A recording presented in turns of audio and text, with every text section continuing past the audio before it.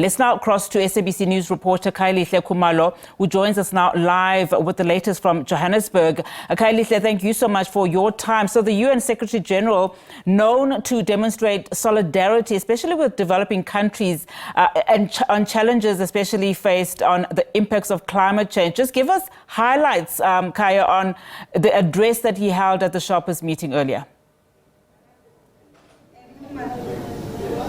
Well, certainly, Unatsi, it was a speech really that's resonated with a number of countries in the global south. For example, the issue of the debt crisis. I mean, quite a number of countries, for example, in the sub-Saharan Africa are battling with that. So he touched on that issue, once again emphasizing that issue of the reforms. This is absolutely important for the financial architecture globally to be reformed, but also issues around climate change. We know that he has always been a leading voice when it comes to the issue around climate change. You go back to the recently concluded climate change talks in Baku in Azerbaijan, once again right in Johannesburg as well, speaking about the very severe impact being felt, especially in places where the heavy emitters are not really located, and of course to all intents and purposes making reference to the African continent that has been bearing the brunt of climate change, where we've seen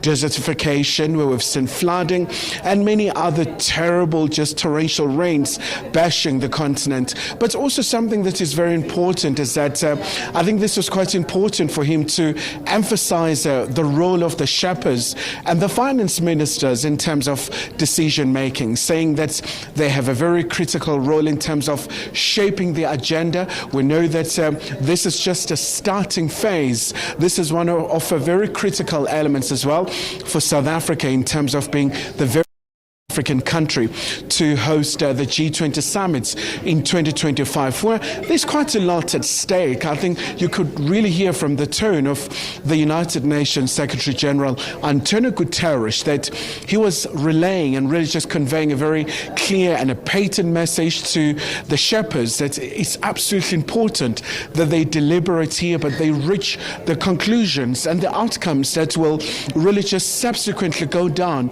and make an impact, especially given all the global uncertainties that we see, Unati.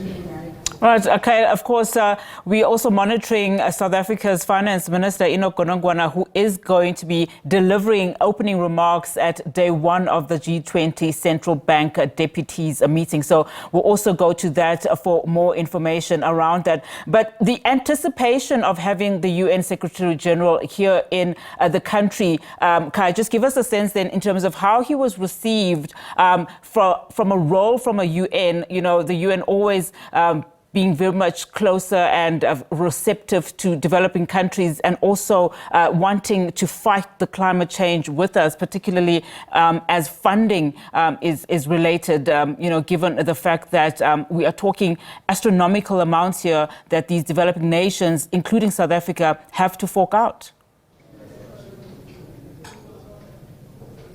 Well, certainly, Nathan, and for the optics, because, I mean, the United Nations Secretary General, this is a senior diplomat, this is a top global diplomat representing this intergovernmental organization that almost has a footprint in every inch, in every part of the world. I think the reception was incredibly warm here in Sandton, Africa's richest square mile, but also you could really tell that, I mean, obviously with South Africa, Mr. Guterres has always been the friend of South Africa. I mean, you go back to those times when Israel declared him as persona non grata, South Africa showed support that they really do see the role that he's playing, especially also given the role that's played by South Africa in terms of peacekeeping in so many restive areas in the continent. You look at the eastern parts of the DRC, South Africa is one of the countries contributing the troops.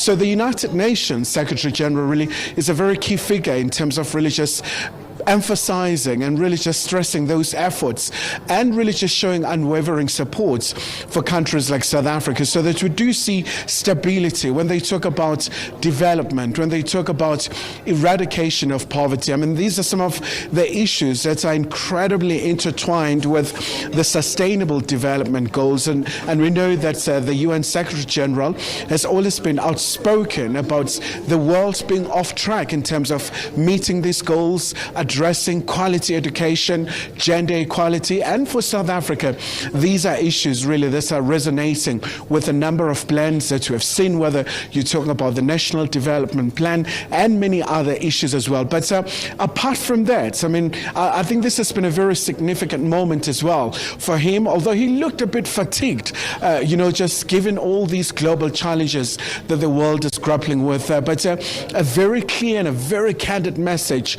to the G20 countries that they must rise to the occasion. They must put concerted efforts in leading in terms of finding solutions. Unathi. Khayelihle Khumalo, thank you so much for